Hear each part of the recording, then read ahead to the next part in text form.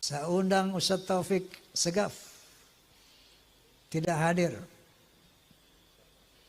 Bahkan saya undang juga Rizik Syihab, tidak hadir.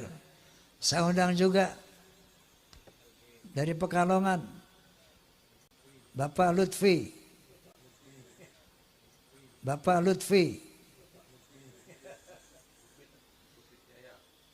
bin Yahya, tidak hadir. Sementara melalui media sosial itu semakin gencar orang mengkritisi ulama-ulama, semakin banyak, semakin bermunculan. Lalu saya undang Profesor Menahem Ali, seorang ahli filologi. Assalamualaikum warahmatullahi wabarakatuh. Saudaraku, sehat-sehat selalu kalian di sana. Amin. Video kali ini adalah video kita renungkan bersama bahwa cucu Nabi tidak sekeji itu seperti yang dilakukan oleh kaum Ba'alawi ini. Tanpa berpanjang lebar, mari kita simak videonya. Assalamualaikum warahmatullahi wabarakatuh. Bismillahirrahmanirrahim. Fassallallahu ala sayyidina Muhammad wa ala alihi wa sahbihi wasallam. Amma ba'd. Al-Mukarramun, para amil ulama yang saya muliakan, Bapak Kiai Haji Suparsono Waluyo. Mohon maaf Kiai, baru ketemu hari ini soalnya.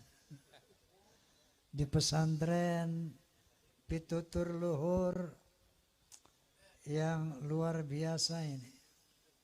Yang kedua, sahabat saya Kiai Haji Abbas Buntet Cirebon, dan para kiai sedaya yang nun sewu saya tidak bisa sebutkan satu persatu. Para pejabat sipil TNI maupun Polri yang saya hormati. Tak lupa saya sampaikan Forum Silaturahmi Takmir Masjid dan Mushola Indonesia, Fahmi Tamami, juga PAMDI, Persatuan Artis Musik Dangdut Indonesia. Dan saya mau tanya, di sini ada fans Rhoma Irama enggak? Ada fans Soneta enggak? Nah, itu fans Rhoma and Soneta disingkat Forza. Kalau saya bilang Forza, bisa bilang keren, bisa? Forza! Allahumma salli ala Muhammad.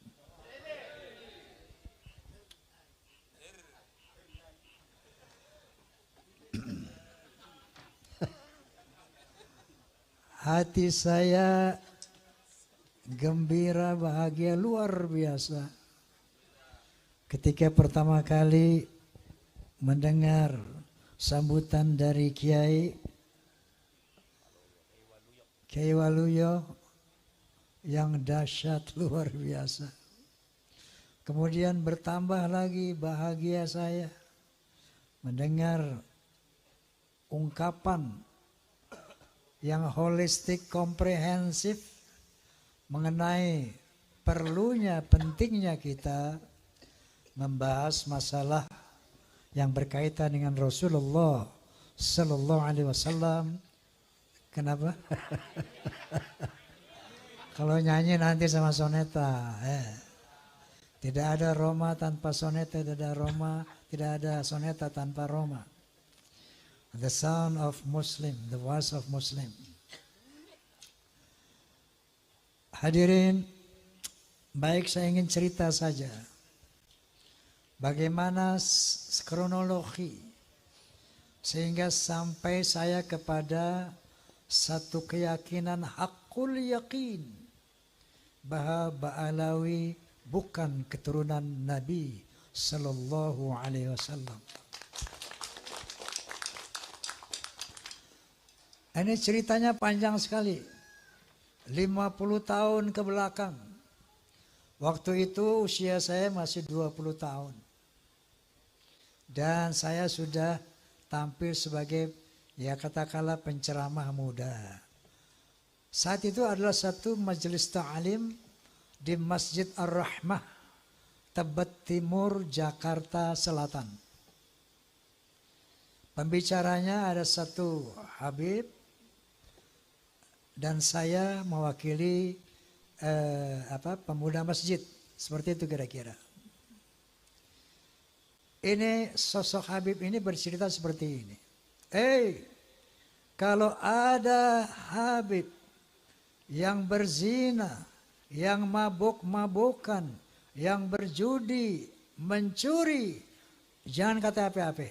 Nah, ini Habib orang Betawi memang. Kalau bahasa Jawa jangan kata apa-apa, ojo muni apa-apa ngono. Menengai. Kenapa? Mereka adalah cucu Rasulullah. Mereka itu ahli syurga. Rasulullah SAW pemegang kunci surga. Tentunya setelah beliau masuk, pasti yang diutamakan adalah keluarganya, keturunannya. Maka ketika ada Habib yang melakukan kemaksiatan tadi, jangan kata apa-apa, menengai, ojo ngomong apa-apa. Ngoten. Ini saya saat itu merasa tersentak. Ketika saya giliran naik, saya katakan, Beb, alafu Beb, anak koreksi ente. Itu antum bilang tadi bahwa keturunan Nabi pasti masuk surga walaupun maksiat seperti apapun. Qala ta'ala, a'udzu billahi minasyaitonir rajim. Bismillahirrahmanirrahim. Ya ayuhan nas, inna khalaqnakum min dzakari wa untha wa ja'alnakum syu'uban wa qabaila lita'arafu. Inna akramakum 'indallahi atqakum. Shadaqallahul azim.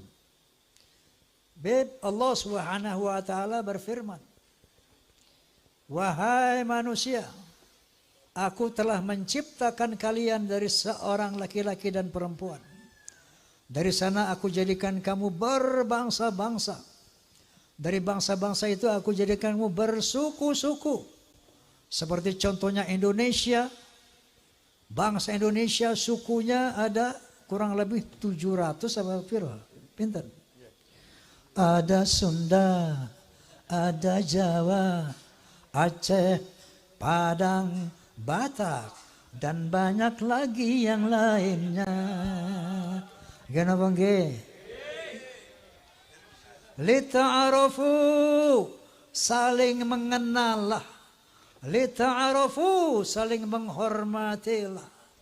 Inna akramakum 'indallah atqakum. Sesungguhnya ketinggian derajatmu di sisi Allah adalah takwamu. Bukan dari mana bangsamu, bukan dari siapa keturunanmu. Nabi SAW menyambut firman ini dengan menyatakan, La fadla li'arabiyin ala ajamin illa bitaqwa. Tidak ada kelebihan bangsa Arab dari yang bukan Arab kecuali takwa.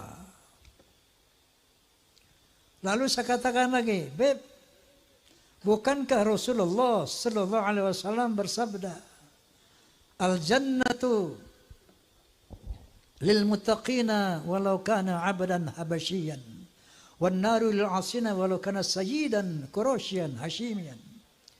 Surga itu untuk orang-orang yang bertakwa walaupun dia budak dari bangsa Habsyi. Contohnya Bilal bin Rabah. Budak dari bangsa Habsyi.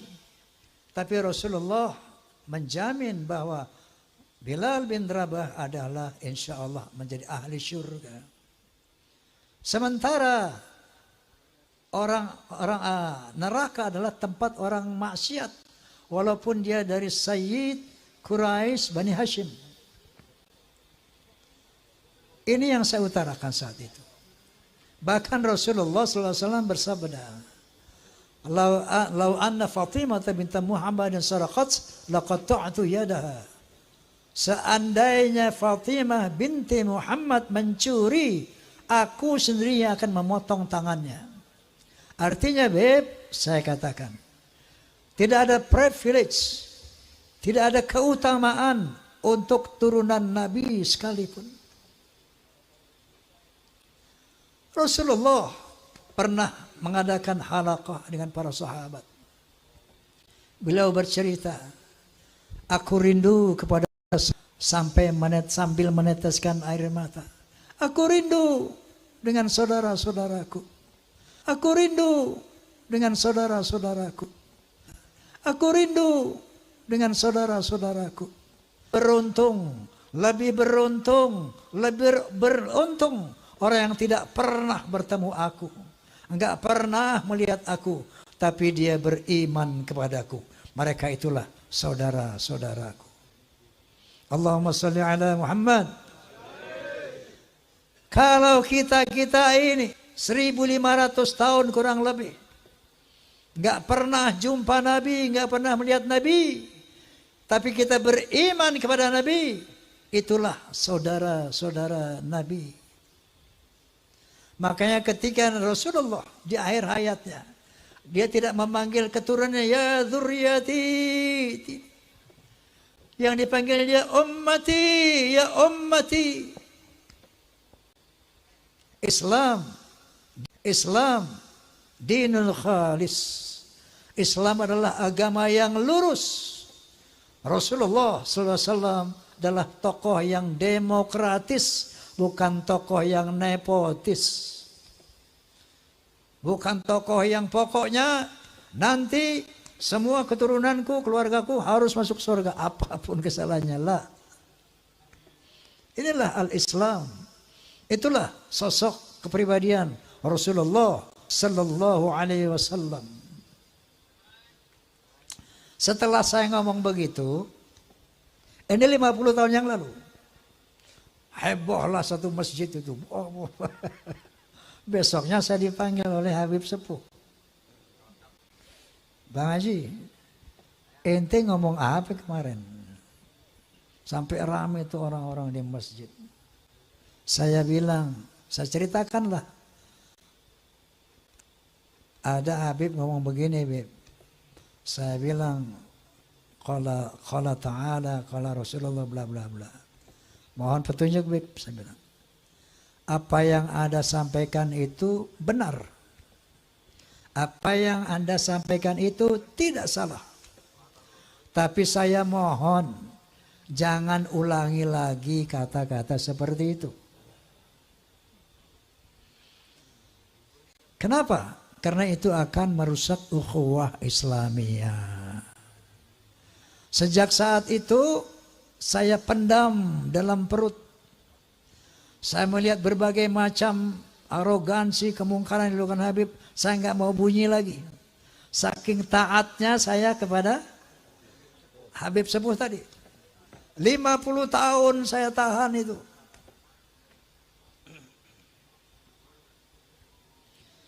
Sampai akhirnya muncul doktrin-doktrin yang tidak bisa diterima akal sehat dan sangat merusak akidah, saya pikir.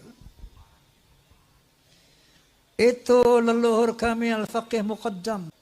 Mi'raj satu malam 70 kali. Astaghfirullahalazim. Rasulullah sallallahu alaihi wasallam hanya diizinkan Allah Mi'raj ke Sidratul Muntaha seumur hidup 1 kali. Ketika ada orang mengatakan bahwa moyang kami bisa Mi'raj 1 malam 70 kali, ini telah merendahkan Rasulullah, telah menghina Rasulullah sallallahu alaihi wasallam. Ada lagi berita-berita khurafat. Leluhur kami kalau tidak malu sama Allah dapat memadamkan api neraka cuma dengan kelingking. Inna lillahi wa inna ilaihi raji'un. Kalau tadi menghina Nabi, sekarang menghina Allah subhanahu wa ta'ala. Banyak cerita-cerita khurafat yang lainnya. Ada seorang tukang kacang namanya Sulaiman. Ini tukang kacang sangat cinta sama habaib. Kalau habaib minta kacangnya, dikasih semuanya. Saking cintanya sama habaib. Man minta kacang, dikasih semua. Man minta kacang, dikasih semua. Kacang, dikasih semua. Satu saat si Maman mati. Begitu Maman mati, lapor ini orang kepada Habib tadi. Beb, Maman mati. Ini Maman ahli maksiat. Ibadahnya berantakan. Datanglah ini Habib. Ngasih surat. Ditaruh di lehernya di belakang mayit itu. Man. Nanti kalau Munkar wa Nakir tanya, jangan dijawab. Kasih aja ini surat, inti masuk surga tanpa hisab.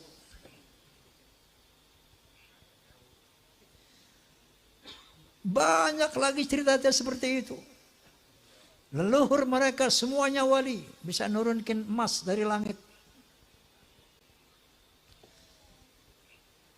Yaman itu negeri paling miskin di Timur Tengah. Bagaimana kita percaya dia bisa turunin emas dari langit? Masya Allah, ini goya nopo.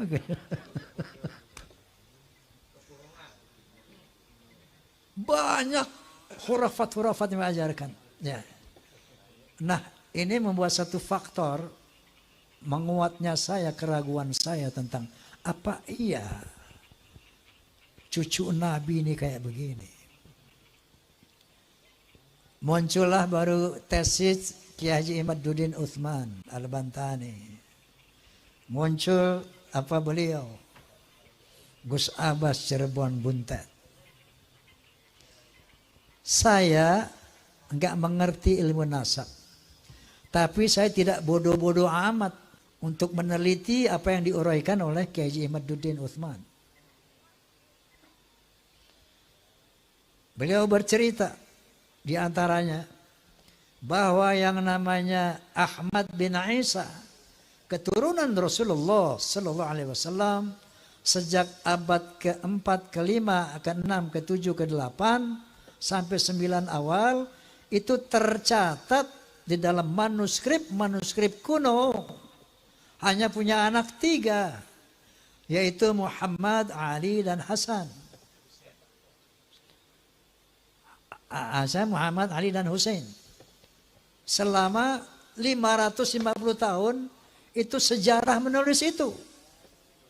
Tiba-tiba di abad ke-9 akhir muncul Ubaidillah sebagai anak Ahmad bin Isa yang keempat. Enggak usah pintar-pintar amat untuk meneliti, untuk menerima hal ini. Cukup punya akal yang waras. Cukup punya akal yang sehat, kita bisa melihat, oh kalau begitu Ubaidillah ini cantolan, cangkokan. Kiai Imaduddin tentu saja sebagai seorang kiai, mujtahid bahkan, bisa menjelaskan secara ilmiah bahwa kepalsuan Ubaidillah ini. Dari sini mulai keraguan saya yang selama 50 tahun itu bertambah menjadi yakin. Tapi baru ilmu yakin doang nih. Saya undanglah Kiai Haji Imaduddin di podcast saya. Kemudian dalam rangka, karena saya saat itu sebagai penengah, ingin mencari siapa sih yang benar ini. Apakah Ba'alawi, apakah Kiai Imad. Maka saya undanglah dari Rabithah Alawiyah sebagai penyeimbang. Saya undang Ustaz Taufik Segaf, tidak hadir. Bahkan saya undang juga Rizik Syihab, tidak hadir. Saya undang juga dari Pekalongan, Bapak Lutfi.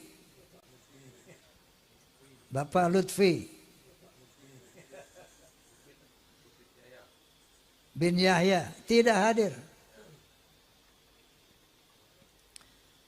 Sementara melalui media sosial itu semakin gencar, orang mengkritisi ulama-ulama semakin banyak, semakin bermunculan.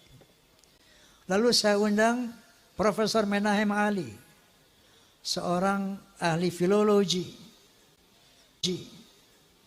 ahli sejarah peradaban manusia. Dalam podcast saya beliau menjelaskan bahwa yang namanya Hadramaut, kota Hadramaut itu asalnya dari nama orang yang bernama Hazarmavet. Dia orang dari Kaukasus yang kemudian menjadi Hadramaut. Jadi menurut penelitian secara filologi, orang Yaman ini bukan orang Arab, tapi orang Kaukasus. Berarti mustahil sebagai keturunan Nabi Sallallahu Alaihi Wasallam menurut Profesor Menahem Ali. Kemudian saya undang lagi Dr. Sugeng Sugiharto dari BRIN. Beliau ahli ahli DNA itu. Ahli DNA itu. Ahli genetika. Bercerita panjang lebar secara ilmiah, maka bertemulah istilah haplogrup J1 dan haplogrup G.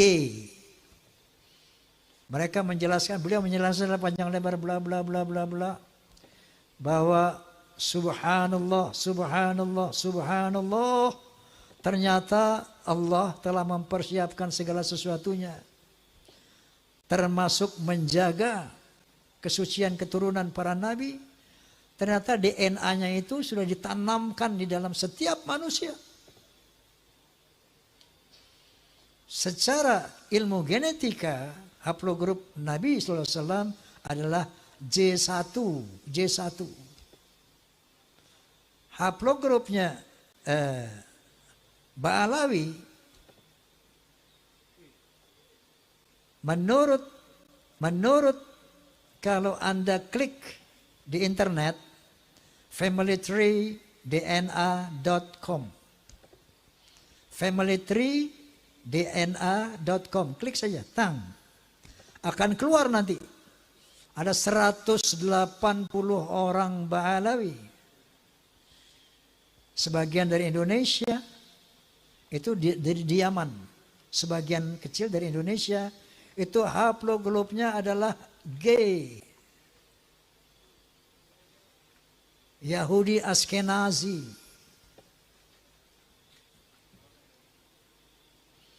Nah, dari 3 disiplin ilmu ini, menurut sejarah, menurut ilmu nasab, menurut ilmu filologi, menurut ilmu DNA, maka muncullah hakul yakin, bahwa Ba'alawi bukan keturunan Nabi Sallallahu Alaihi Wasallam. Lalu di counter itu Roma Irama. Menurut Gus Romel ini pembela Ba'alawi. Kita bisa lihat di medsos. Itu Roma Irama sok-sok hakul yakin bahwa Ba'alawi bukan turunan Nabi, bahwa Ubaidillah itu bukan turunan Nabi. Memangnya dia pernah melihat pernikahan Ubaidillah? Memang dia pernah melihat persemaian Ubaidillah? Mel, saya bilang. Ente percaya enggak Muhammad bin Abdullah adalah Rasulullah? Kalau ente enggak percaya, kafir ente. Pertanyaannya, apakah Anda pernah melihat Muhammad dilahirkan? Apakah Anda pernah melihat Muhammad menerima wahyu dari Jibril alaihissalam? Iqra bismi rabbikal ladzi khalaq, khalaqal insana min 'alaq, wa rabbul akramun alladzi 'allama bil qalam 'allama al-insana ma lam ya'lam. Apakah Anda menyaksikan itu? Untuk meyakini Rasulullah, untuk meyakini Muhammad sebagai Rasulullah, itu enggak perlu kita melihat beliau menerima wahyu. Cukup dengan statement keterangan dari Allah Subhanahu wa taala, yaitu Al-Qur'anul Karim. Cukup dari hadis-hadis Rasulullah yang disampaikan oleh para muhaddits.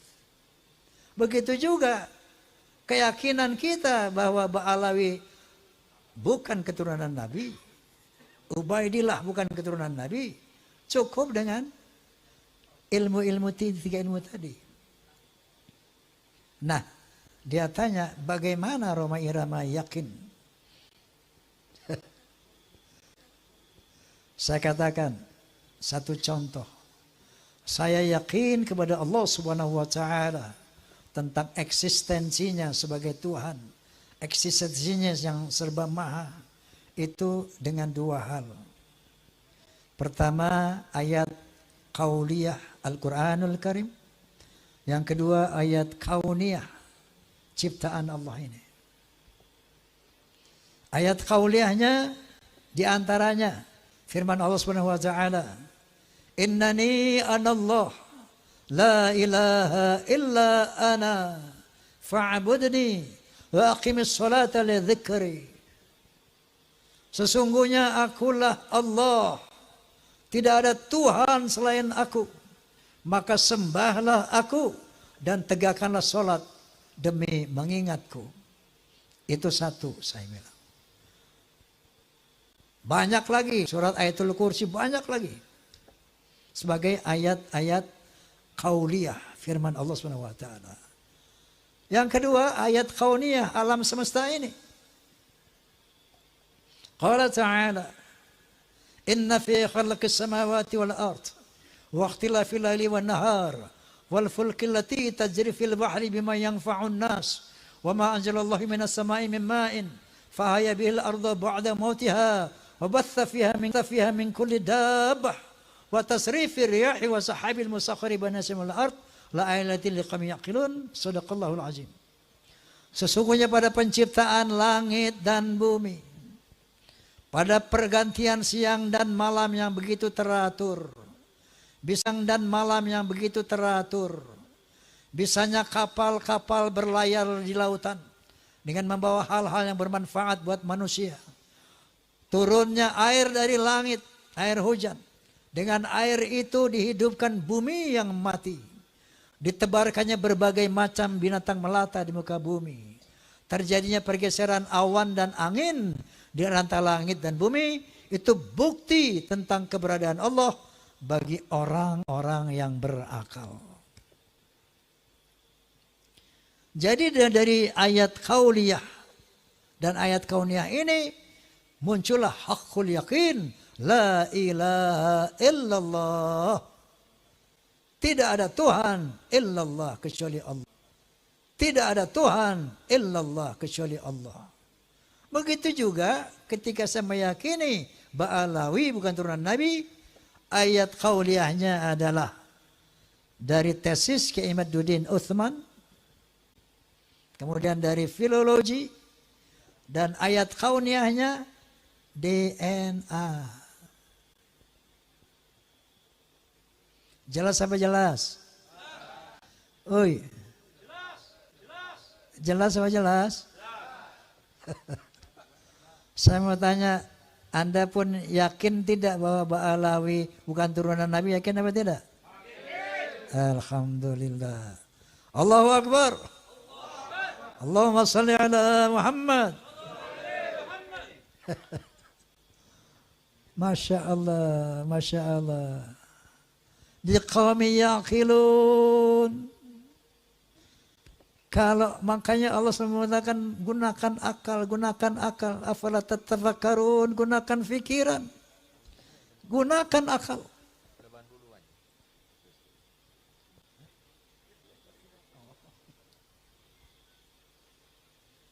Nah jadi tambahan lagi keyakinan saya itu dengan berbagai macam arogansi dan khurafat-khurafat yang tadi saya utarakan. Lengkap sudah hakul yakin saya. Nah, kemudian saya ingin berbagi pengalaman. Tempo hari saya dakwah di daerah Jambi, Sumatera Selatan. Tablighul Akbar. Itu kiai-kiai banyak mengatakan, Bang Haji, kami di belakang Bang Haji. Saya pengen sih dia di depan saya, bukan di belakang ya.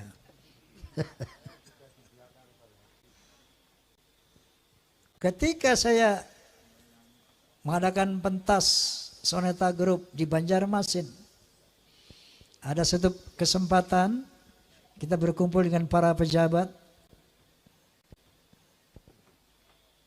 Salah satu pejabat daerah mengatakan, Bang Haji, saya yakin bahwa sebagian besar rakyat Indonesia sama dengan Bang Haji.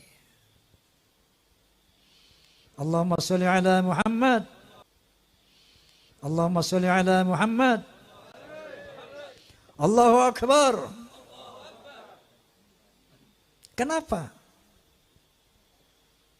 Karena mereka sejak ratusan tahun melihat fenomena ini. Terakhir dalam podcast saya bahwa kita bangsa Indonesia tidak boleh diam melihat fenomena ini. Tidak boleh diam melihat fenomena ini. Kenapa? Ada indikasi mereka mau menjajah Indonesia. Indikasinya jelas sekali. Ada yang bagian memalsukan kuburan. Di mana-mana dibikin kuburan-kuburan palsu. Alhamdulillah menurut keterangan beliau juga sudah banyak yang dibongkar. Ada kuburan-kuburan keramat seperti di Madura, kita lihat di YouTube. Sudah lama sebagai nama orang itu tiba-tiba ditambah namanya menjadi ada Ba'alwinya gitu. Assegaf. Yang paling trending yaitu KRT Sumo di Ningrat di Semarang, diganti namanya dengan Habib Hasan bin Toha bin Yahya. Kuburan-kuburan palsu, Masya Allah. Seluruh Jawa, di Kalimantan, banyak sekali ternyata. Ini ternyata strategi pertama. Untuk memberikan kesan kepada bangsa Indonesia bahwa, itu lihat, para habaib lah yang datang ke sini dan menjadikan orang-orang Islam ini, menjadikan orang ini menjadi Islam. Oleh karena itu Wali Songo pun diklaim sebagai Ba'alawi. Strategi pertama. Yang kedua, berita-berita khurafat, dongeng-dongeng khurafat. Untuk apa? Untuk menaklukkan hati umat Islam yang tidak berpikir. Ini yang namanya Ba'alawi, leluhurnya luar biasa. Bisa hijrah, Mi'raj 70 kali. Bisa memadamkan api neraka yang nggak pakai akal. Itu sesuatu yang luar biasa dan dahsyat. Mereka pun menjadi takluk, tunduk, siap diperintah apapun. Tujuannya itu. Dan yang lainnya, ada yang membuat provokasi-provokasi. Saya bersama rakyat, kita dengan rakyat. Jangan coba-coba ganggu rakyat. Seakan-akan berpihak kepada rakyat.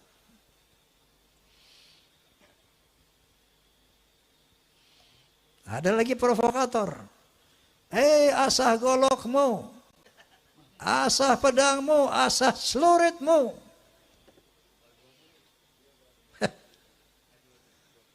Dia mengadu domba kita pribumi. Sementara mereka akan memetik hasilnya. Faham apa tidak ini? Halo? Faham? Sehingga akhirnya mereka bisa bilang, Jawa adalah pintu tarim. Indonesia milik Aulia Tarim.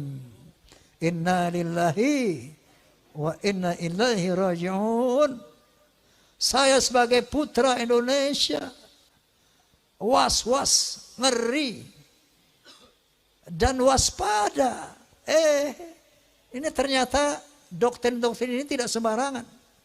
Klaim-klaim mereka sebagai keturunan Nabi ternyata ada tujuan-tujuan untuk menguasai Indonesia. Ibu Pertiwi menangis ratusan tahun karena dijajah oleh Belanda, dijajah oleh Jepang. Baru beberapa puluh tahun merdeka, tiba-tiba ada gejala lagi. Kita mau dijajah oleh penjajah berjubah. Na'udzubillahimin. Itu yang saya lihat. Itu yang saya rasakan, itu yang saya perhatikan. Masya Allah.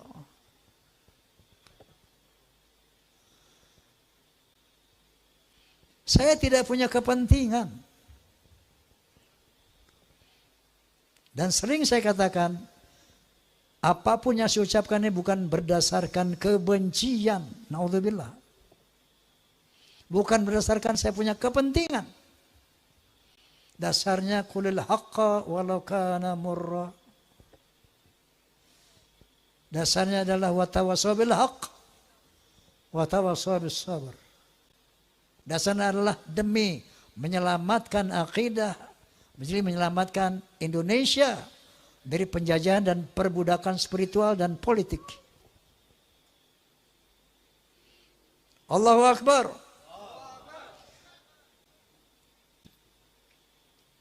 Nah jadi padahal yang namanya Ustadz Rizik Syihab, Ustadz Masya Allah, itu mereka semua sahabat-sahabat saya sejak muda itu. Sampai saya di podcast sama beliau sama menangis. Ya Allah, saya sedih banget ini. Saya harus mengatakan yang hak sementara mereka adalah sahabat-sahabat saya.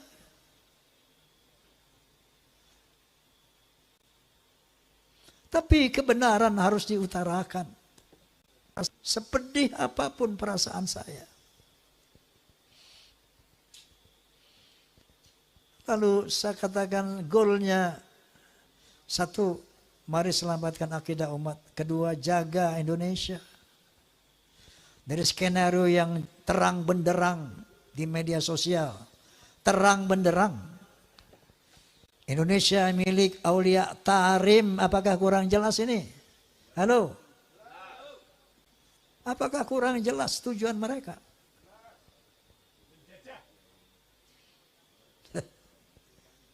Jadi ini dari dasar hati yang tulus sebagai umat Muhammad SAW dan sebagai anak bangsa Indonesia.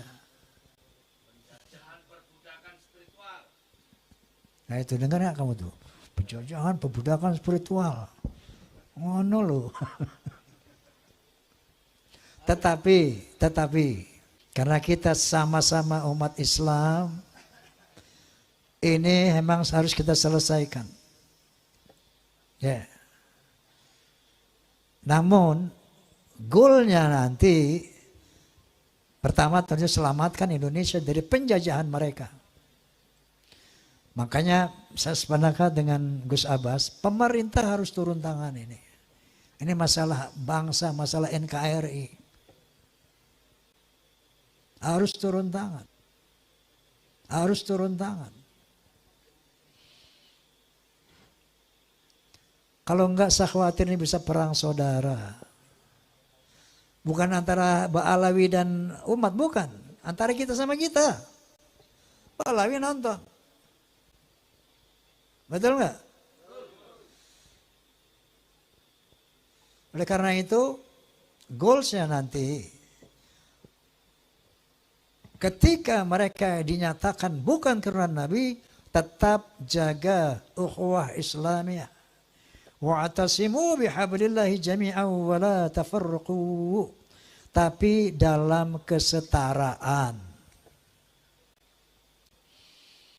Bukan dia sebagai tuan, kita sebagai budak. No. Rekat ukhuwah Islamiyah dalam kesetaraan. Kita muliakan siapa yang berilmu. Yarfa'illahu alladhina amanu minkum walladhina utul ilma darajat. Kita muliakan siapapun yang berilmu. Tadi golongan mereka dari manapun. Dan kita muliakan orang-orang yang bertakwa. Tidak ada kemuliaan atas nasab. Sebagaimana firman Allah Subhanahu wa taala, sebagaimana dinyatakan oleh Rasulullah sallallahu alaihi wasallam. Ini harus kita perbaiki sistem sosial antara Ba'alawi dan pribumi. Kalau mau sama-sama merekat ukhuwah Islamiyah dalam kesetaraan. Jangan kami putra bangsa menjadi budak-budak kalian. Secara spiritual ataupun secara politik. Last but not least, Rasulullah SAW punya spesifikasi dibandingkan dari 124.000 nabi yang diturunkan Allah. Ada 313 Rasul. Semuanya misinya sama. Untuk menyampaikan la ilaha illallah. Tapi ada spesifikasi Rasulullah. Di samping itu beliau ditugaskan untuk membangun akhlak. Sebagaimana Nabi sallallahu alaihi wasallam bersabda, "Innama bu'itsu liutammima makarimal akhlaq." Sesungguhnya aku dibangkitkan untuk memperbaiki akhlak yang mulia.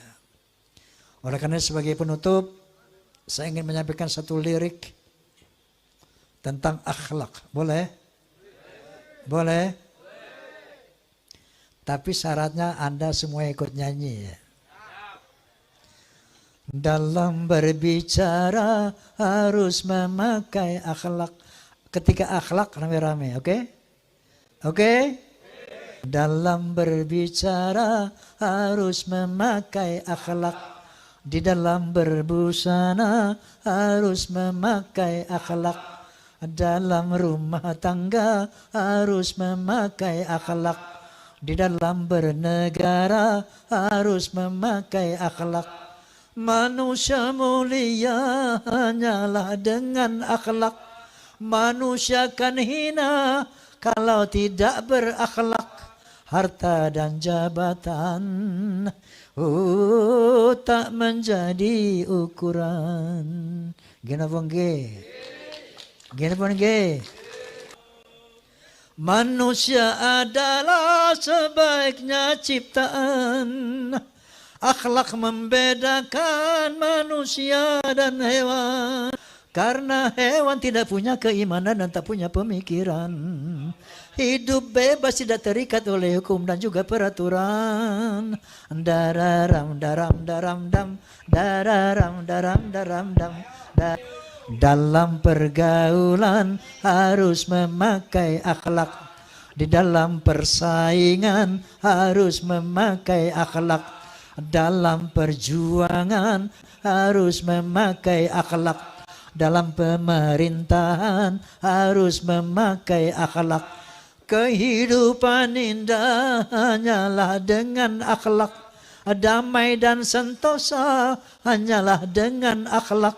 Kalau tak berakhlak, ayo.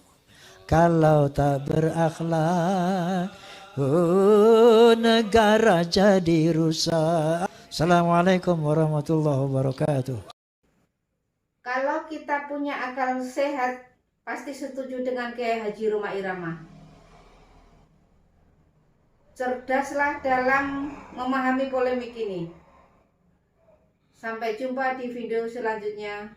Wassalamualaikum warahmatullahi wabarakatuh.